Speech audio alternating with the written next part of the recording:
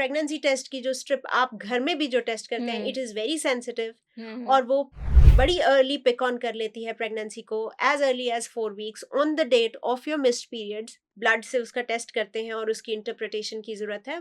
ज़्यादातर खवातीन के लिए यूरिन में किया गया टेस्ट काफ़ी है। एक लड़की की सेहत is actually an investment into future और इसको ऐसे ही सोचना चाहिए। डेयरी की बहुत अच्छी क्वालिटी चाहिए, अनफॉर्चुनेटली पाकिस्तान में अवेलेबल नहीं है। बिल्कुल बिल्कुल। दूध, दही, पनीर, हमारी खवातीन जिनकी रिप्रोडक्टिव एज ग्रुप की जो खवातीन हैं, उनमें तकरीबन 70% में खून की कमी का शिकार है। प्रेगनेंसी का सबसे क्रूशियल टाइम कौन सा होता है जब एक खातून को अपना सबसे ज्यादा ध्यान रखने की जरूरत होती है? Pregnancy is not a disease state, so हमें उसको डिजीज के तौर पे नहीं ट्रीट करना। अगर एक माँ स्ट्रेस्ड है, she is going to give birth to a child with mental health problems for future. अगर कोई खातून उसको प्रेगनेंसी में कोई डायबिटीज, हाइपरटेंशन, इस तरह के कोई प्रॉब्लम्स है, तो end of the pregnancy becomes very crucial. It is important कि आप डॉक्टर को ज्यादा फ्रीक्वेंटली विजिट करना पड़ेगा। अच्छा, प्रेगनेंसी की तरफ मैं आना चाहूंगी। हमें कैसे मालूम होता है, कोई कॉमन साइंस, कोई कॉमन सिम्टम्स होते हैं जिससे अर्ली प्रेगनेंसी का पता चल सकता है? तो जैसे पुराने ज़माने का जो एक दस्तूर था, तो सबसे पहले तो मिस्ड पीरियड्स। अगर आपकी साइकिल रेगुलर आते हैं और आपने साइकिल मिस किया है, तो पॉसिबिलिटी ऑफ प्रेगनेंसी। अगर हम सिर्फ कॉमन सिम्टम्स की बात करें, बाज़ लोगों की ब्रेस्ट हैवी हो जाती है, लेकिन ये साइन इस लिहाज से थोड़ा सा धोखा देता है कि बाज़ लोगों को प्री मेंस्ट्रुअल पीरियड ब्रेस्ट की हैवीनेस वैसे भी होती है, so you can not rely on it very much. इसके बाद नोजिया होना, वॉमिटिंग होना, स्मेल्स से अवर्जन, आपको कोई खास स्मेल कुछ अच्छी ना लगे, जो स्मेल्स पहले अच्छी लगती थी जायका बदल जाता है। बाज़ लोगों को चाय बुरी लगने लग जाती है। So every pregnancy has its own different symptoms.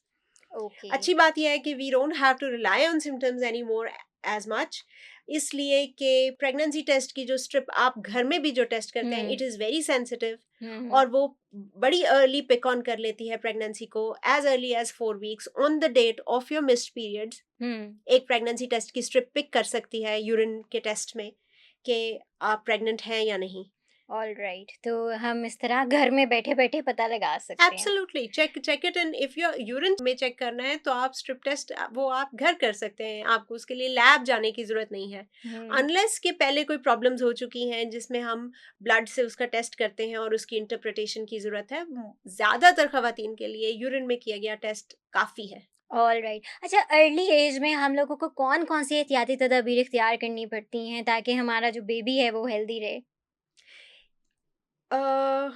एक घर में एक लड़की की सेहत is actually an investment into future और इसको ऐसे ही सोचना चाहिए। विटामिन डी, कैल्शियम की बॉडी में डिपॉजिट होता है और एक खास एज के बाद डिपॉजिट नहीं हो सकता। ये एक इन्वेस्टमेंट है जो आपने अपने जिस्म में अप टू 18 ईयर्स की एज तक की। अगर 18 साल की उम्र तक एक लड़की को बहुत अच्छी खुराक चाहिए कि वो अपनी बॉडी में कैल्शियम विटामिन डिपॉजिट कर सके with the help of vitamin D, क्योंकि यही बाद में उसने रिसोर्सेज इस्तेमाल करने हैं ड्यूरिंग प्रेगनेंसी।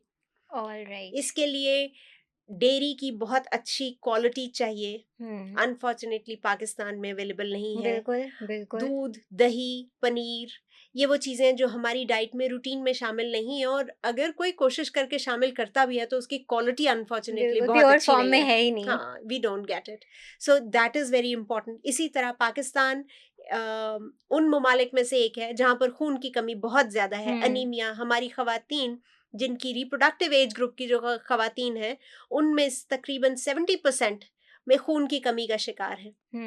और उसकी वजह बाकी सारी बातें एक तरफ, एक यंग लड़की के लिए पेट के कीड़े, क्योंकि साफ पानी ना मिलने की वजह से, और मट्टी के साथ एक्सपोजर, हाइजीन प्रैक्टिसेस अच्छे ना होने की वजह से खून की कमी हमारे यहाँ बहुत बहुत कॉमन है।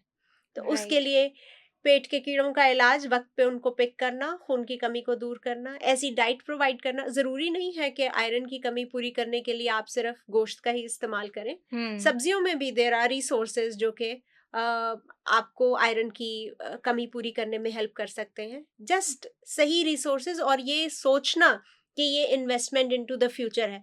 And I am not talking just investment into the future of a family, I am talking about a nation. वो कौमें जिन्होंने ये इन्वेस्टमेंट अच्छी की, औरतों पर तवज्जो दी, उसके बाद अपने जो छोटे उम्र के जो बच्चे थे, न्योनेट्स और चिल्ड्रन, उनकी सेहत पे तवज्जो दी. वो सेहत के पैरामीटर्स में हमसे बहुत बेहतर परफॉर्म कर रहे हैं now because they invested in it. Right right.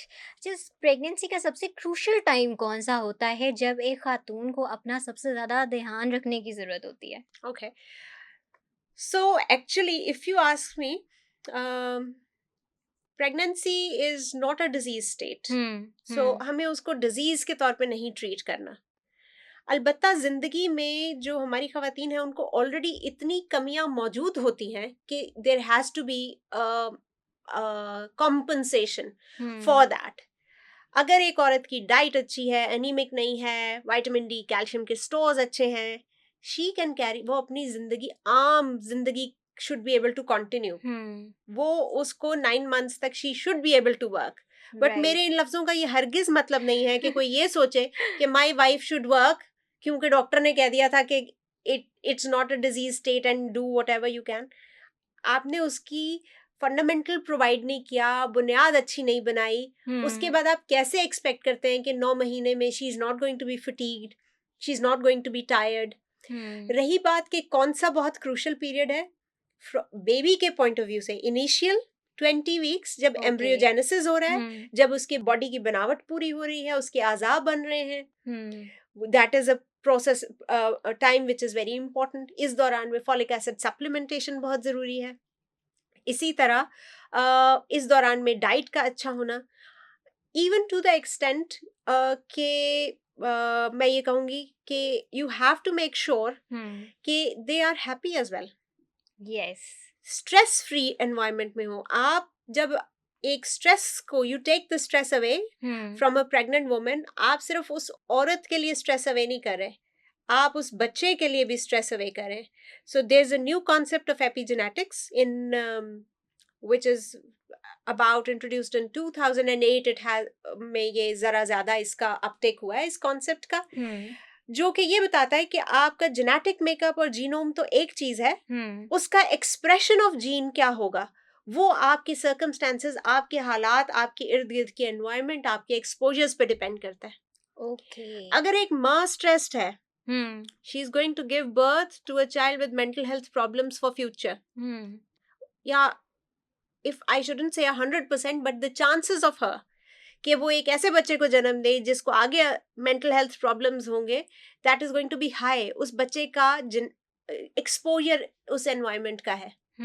आपने देखा होगा कि सुना होगा कि ज्यूज के बारे में कहा जाता है कि विमेन, उनकी जो खवातीन हैं, अपनी प्रेगनेंसी के दौरान वो शतरंज खेलती हैं, मैथमेटिक्सल पजल्स सॉल्व करती हैं, बिकॉज वो अपने बच्चों का IQ इम्प्रूव करना चाहती हैं. ठीक है, तो हम लोग नंबर में इतने ज्यादा हैं, बट जब नोबेल प्राइज की दौड़ आती है तो वो 10% से कम आबादी वाले, दुनिया की आबादी वाले Jews are far ahead of us. तो ये इन्वेस्टमेंट की जरूरत है इनटू द नेशन. इस इन्वेस्टमेंट की जरूरत है कि it is very important to provide care to pregnant women अपने फ्यूचर के लिए, if not for that woman. और रही बात दूसरा क्रूशल पीरियड, एंड ऑफ, अगर कोई खातून उसको प्रेगनेंसी में कोई डायबिटीज, हाइपरटेंशन, इस तरह के कोई प्रॉब्लम्स है, तो end of the pregnancy becomes very crucial. It is important कि आप डॉक्टर को ज्यादा फ्रीक्वेंटली विजिट करना पड़ेगा. बाज पेशेंट्स आके कहते हैं कि डॉक्टर ते हर हफ्ते बुला लेंदी है. Yes. बट एक्चुअली वो हर हफ्ते बुला लेना is basically because that's a high risk period. ये वो पीरियड है जहाँ 9 महीने की हुई मेहनत इज वेरी क्रूशल, बिकॉज अगर कोई अंदर खतरा डिस्कवर होता है तो हमारे पास ऑप्शन है डिलीवरी की. तो उसको पिक करना सही टाइम पे इम्पोर्टेंट है, और इसीलिए हर हफ्ते का विजिट है in the 9th month. Right.